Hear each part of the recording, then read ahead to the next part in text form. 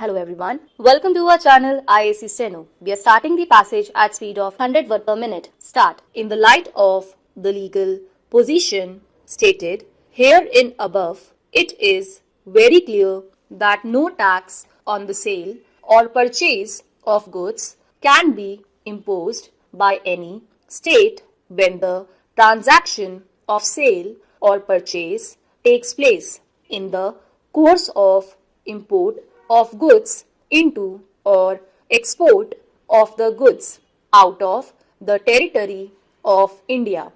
Thus, if any transaction of sale or purchase takes place when the goods are being imported in India or they are being exported from India, no state can impose any tax thereon.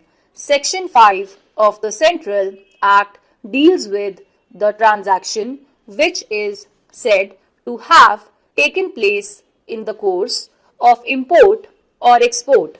Relevant portion of Section 5 of the Central Act reads as a sale or purchase of goods shall be deemed to take place in the course of the import of the goods into the territory of India only if the sale or purchase either occasions such import or is effected by a transfer of documents of title to the goods before goods have crossed the customs frontiers of India. Upon perusal of the aforestated provision of Section 5 of the Central Act, it is clear that a sale or purchase of goods shall be deemed to take place in the course of import of the goods into the territory of India only if sale or purchase takes place before the goods have crossed the customs frontiers of India. Looking to the aforestated legal position, it cannot be disputed that the goods sold at the duty-free shops owned by the appellant would be said to have been sold before the goods crossed the customs frontiers of India, as it is not in dispute that the duty-free shops of the appellant situated at the International Airport of Bangalore are beyond the customs frontiers of India. They are not within the customs frontiers of India. If this is the factual and legal position, in our opinion, looking to the provisions of Article 286 of the Constitution, the state of Karnataka has no right to tax any such transaction which takes place at the duty-free shops owned by the appellant which are not within the customs frontiers of India. Looking to the aforestated simple and factual legal position, in our opinion, it would not be much useful to discuss the judgments which have been referred to.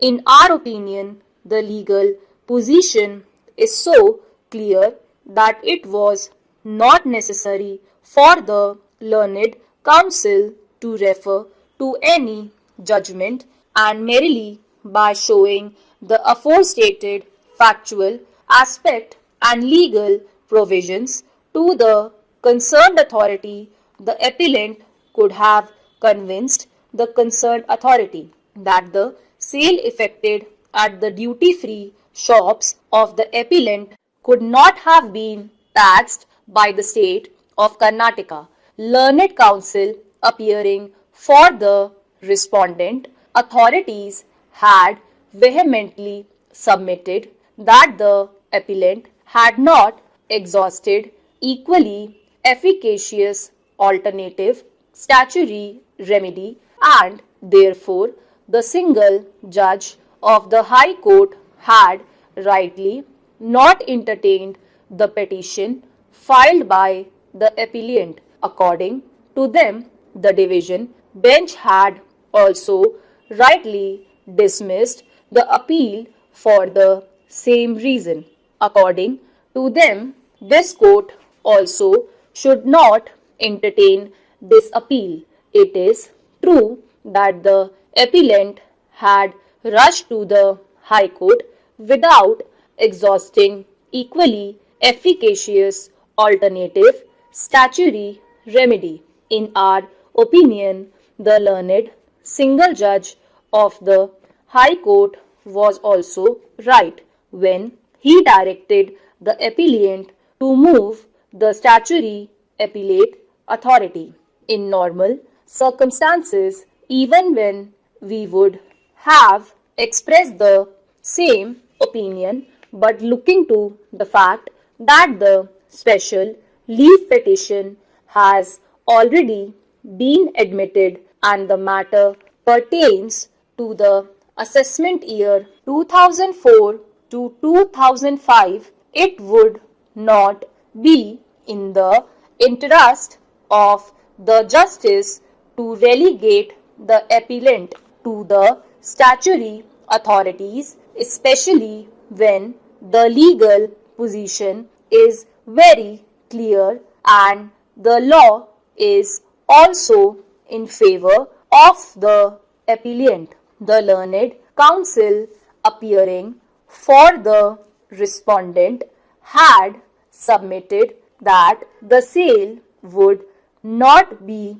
taxed under the Act only if it occasions in the course of import, but the transactions of sale which are subject matter of this litigation had not taken place in the course of import and therefore they would not be exempted under the provisions of Section 5 of the Central Act. In our opinion, the aforestated submission cannot be sustained. They again submitted that in the course of import means the transaction ought to have taken place beyond the territories of India and not within the geographical territory of India. We do not agree with the said submission. When any transaction takes place outside the custom frontiers of India, the transaction would be said to have taken place outside India, though the transaction might take place within India, but technically looking to the provision of Section 211 of the Custom Act and Article 286 of the Constitution, the said transaction would be said to have taken place outside India, the goods that are imported into the territory of India. Stop.